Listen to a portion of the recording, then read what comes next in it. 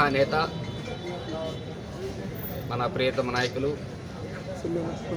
ఉమ్మడి రాష్ట్రాల మాజీ ముఖ్యమంత్రి వర్యులు డాక్టర్ వైఎస్ రాజశేఖర రెడ్డి గారి వర్ధంతి సందర్భంగా ఇక్కడ వచ్చేసినటువంటి వైఎస్ఆర్ పార్టీ కాంగ్రెస్ కార్యకర్తలకు మరియు గజ్వేల్ తాలూకా ప్రజలకు, electronic media and print media ప్రతినిధులకు అందరికీ నా హృదయపూర్వక నమస్కారాలు. మన ప్రియతమ నాయకులు వైఎస్ రాజశేఖర రెడ్డి 16వ వర్ధంతి సందర్భంగా ఆయనకు నా తరపున, మీ అందరి తరపున శ్రద్ధాంజలి ఘటిస్తున్నాను. మన నాయకులు మన మధ్యన లేకపోయినప్పటికీ ఆయన అందరి గుండెల్లో గూడుగట్టుకున్నటువంటి వ్యక్తి. 16 సంవత్సరాల క్రితం ఇదే రోజున రాష్ట్ర వ్యాప్తంగా శోక సముద్రంలోకి మునిగిపోయిన రోజు, చీకటి రోజు. ఆయన చనిపోయిన మరణ వార్త విని తట్టుకోలేక దరిదాపుల్లో 500 మంది నుంచి 600 మంది హఠాత్తుగా చనిపోవడం కూడా జరిగింది. అంటే ప్రజల హృదయాలలో ఆయన ఎంత గూడు కట్టుకున్న వ్యక్తో మీ అందరికీ తెలిసిన విషయమే. ప్రజల మన్ననలు పొందిన వ్యక్తి. ఆయన మన మధ్యన లేకపోయినప్పటికీ ఆయన పెట్టిన ఎన్నో సంక్షేమ పథకాలు ఈరోజు ఒక రాష్ట్ర వ్యాప్తంగానే కాకుండా భారతదేశ వ్యాప్తంగా కూడా అమలు జరిగే పరిస్థితి. ప్రస్తుత కూటమి ప్రభుత్వం, ఎన్డీఏ ప్రభుత్వం ఈరోజు అదే రాజశేఖర రెడ్డి గారు పెట్టిన పథకం, ఆరోగ్యశ్రీ పథకం అనేది ఆయుష్మాన్ అనే పథకం పెట్టి భారతదేశ వ్యాప్తంగా జరుపుతూ ఉన్నారు. అంటే ఆయన ప్రత్యేకత ఎంత ఉందో గుర్తు చేసుకోవాల్సిన అవసరం. అంతేకాకుండా ఆయన పెట్టిన సంక్షేమ పథకాలలో ఎంతో ఆరోగ్యశ్రీ అనే పథకం పెట్టి ఎంతోమంది ఆపరేషన్లు చేయించుకోలేని పరిస్థితి, గుండె ఆపరేషన్లు కానీ ఇతరాతర జబ్బులు కానీ ఏవైనా వస్తే చనిపోయే పరిస్థితి.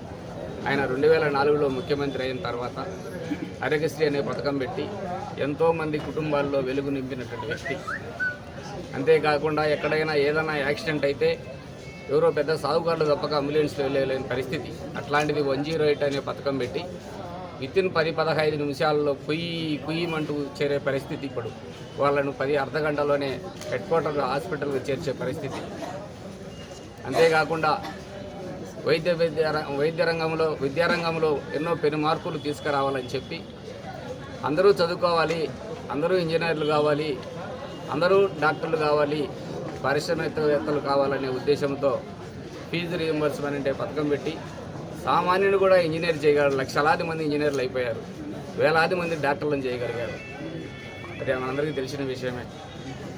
అంతేకాకుండా జలయజ్ఞం అనే పేరుతో దరిదాపుల్లో 70 నుంచి 80 ప్రాజెక్టులు మొదలుపెట్టి దరిదాపుల్లో ఆయన ఉన్న టైంలోనే దాదాపు 50% పథకాలు పూర్తి చేయడం జరిగింది.